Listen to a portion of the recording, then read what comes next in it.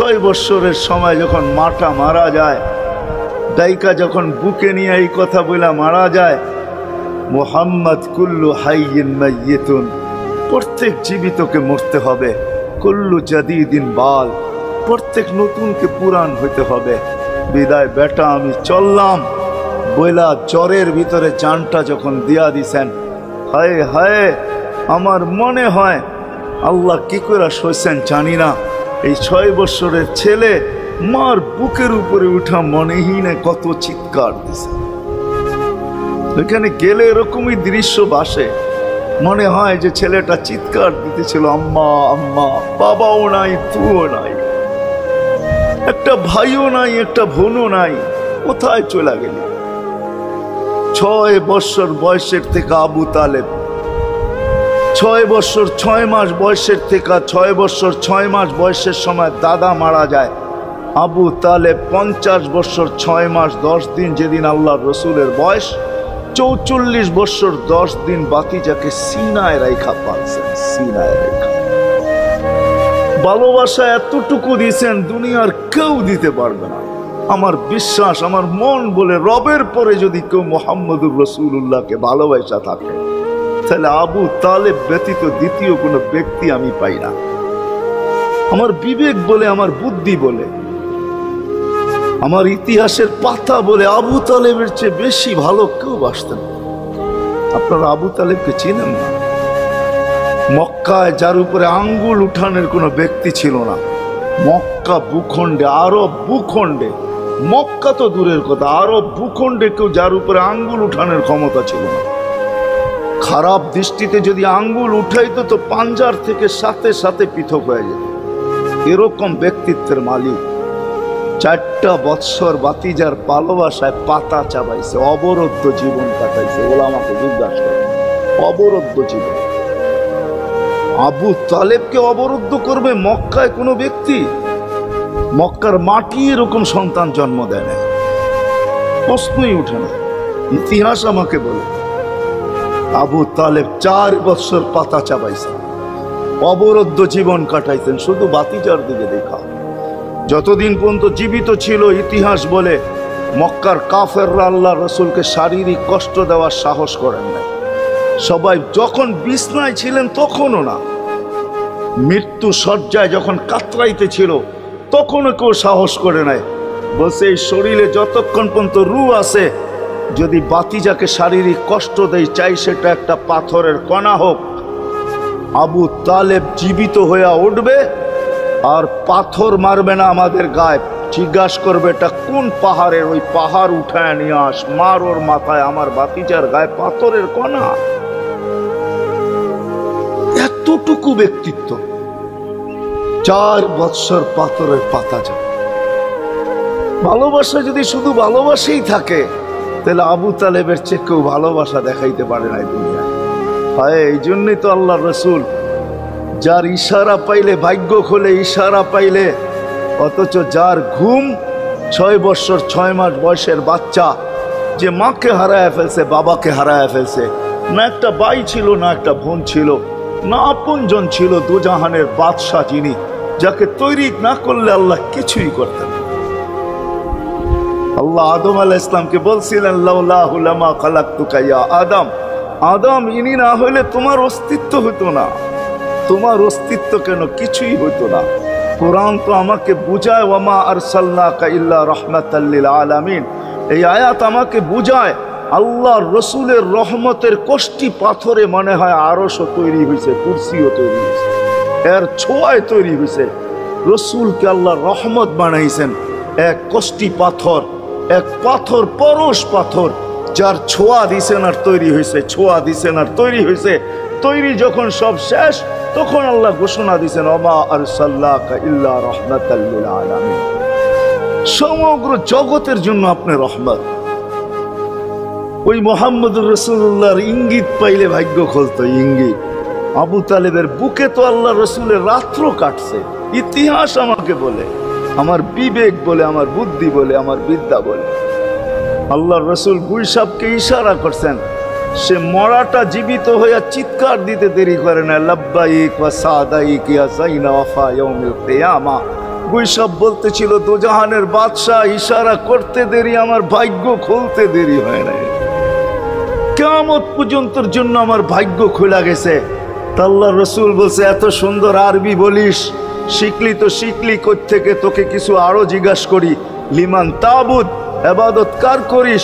তো গুইসাব বলতেছে ফিস সামাই আরশুহু, ইবাদত তো ওনার করি যার আকাশে আরশ, ওয়াফিল আরদি সুলতানুহু, জমিনে যার রাজত্ব, ওয়াফিল বাহরি সাবিলুহু, সমুদ্রের ভিতরে যার রাস্তা, ওয়াফিল জান্নাতি রহমাতুহু, জান্নাতের ভিতরে যার রহমত, ওয়াফিল নারি ইকাবুহু, জাহান্নামের ভিতরে যার শাস্তি। বলছে মান আনা, আমি কে? বলনা তো বলছে আনতা রাসূল রাব্বিল আলামিন, আপনি সমগ্র জগতের রবের রাসূল, খাতামান নবিয়্যিন, আপনার পরে আর কোনো নবী আসবে না, আপনি নবুয়তের ঘরের তালা, এই ঘরে আর কেউ ঢুকবেও না, আর কেউ বাহিরও হবে না, আপনি সর্বশেষ নবী। মান আমানা বিকা ফাজ, যে আপনার গোলাম হবে, আপনার অনুগত্য হবে, শুধু ভালোবাসবে না, আপনার অনুগত্য হবে, তার কপাল আমার মতো খোলা যাবে। ওমান কাযিবা খাবা ওয়া খাসির, যার ইঙ্গিত পাইলে ভাগ্য খোলে। হায় হায়, যার শরীরে টাচ লাগলে ভাগ্য খোলে। আল্লাহ রসুল জুমার নামাজ পড়াইতেন খেজুর গাছের উপরে পিঠ লাগায়া। ওই সময় মেম্বর ছিল না, কে জানি কোত্থেকে মেম্বরের প্রযুক্তি শিখা আসছে। আইসা বলছে ইয়া রাসূলুল্লাহ, মেম্বর বানায়া দেই। আর কতদিন দাঁড়ায় দাঁড়ায় খুতবা দিবেন, মেম্বরে উঠবেন বসবেন খুতবা দিবেন। তো খুদ মেম্বর যখন বানায়া দিছে, আল্লাহ রসুলেরও পছন্দ হয়েছে, দাঁড়ায় দাঁড়ায় আর কতদিন খুতবা দিব। মেম্বরে পা রাখতে দেরি, শুকনা খেজুর গাছ বাচ্চার মতো কাঁদতে দেরি করে নাই। আল্লাহু আকবার। শুধু কাঁদে নাই, সে তো বলতেও ছিল মনে হয় আমার কাছে যে শুধু কাঁদে নাই, বিলাপ করতেছিল সে, কোত্থেকে এই ব্যক্তি আসলো, সে কোত্থেকে মেম্বরের প্রযুক্তি পাইল, আর মেম্বরই বা কোত্থেকে বানাইলো, আমাকে বঞ্চিত করলো তো করলো কেন? আল্লাহর রসুল তার কান্নার আওয়াজে নিচে নেমে আসছেন, হাত বুলাইতেছিলেন, সান্ত্বনা দিতেছিলেন, তোকে ছোঁয়া দিতে থাকবো, পায়ের নিচে রেখা দিব, তোর গায়ে ছোঁয়া দিয়া মেম্বরে উঠবো। আল্লাহর রসুল শান্ত করতে পারেন নাই।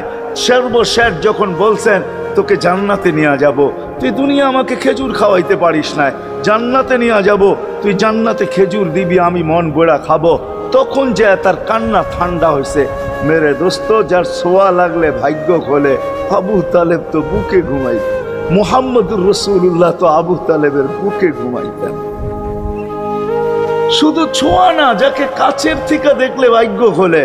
আল্লাহ রসুল ঘুমায় আছে, জাবের রাদিয়াল্লাহু তাআলা আনহু পাহারা দিতেছেন। দূরের থেকে একটা গাছ মানুষের মতো হাঁটতে হাঁটতে আসতেছিল, মাথার কাছে দাঁড়াইছে।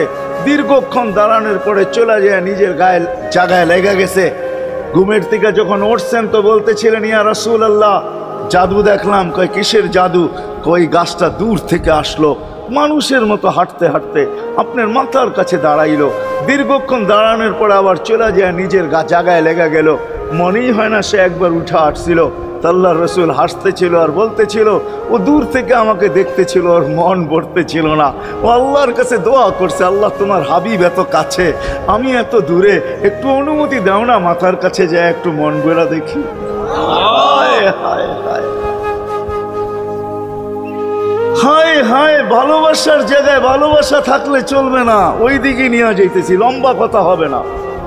কেন আমার মেমোরি, আমার আইসি অনেক আগেই বন্ধ হয়ে গেছে, আমাকে 10টার আগে বসাইতে হবে, তাহলে আমার আইসি ওপেন থাকবে।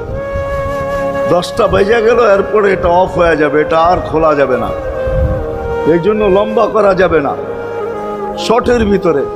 কিন্তু সিরাত এই জন্য বুঝাইতেছি আপনাদেরকে, সিরাত যদি না হইতো, এই হিডিং আমাকে দায়িত্ব দিতেছে যে আমি সিরাত প্রয়োজন কেন এটা বুঝাই।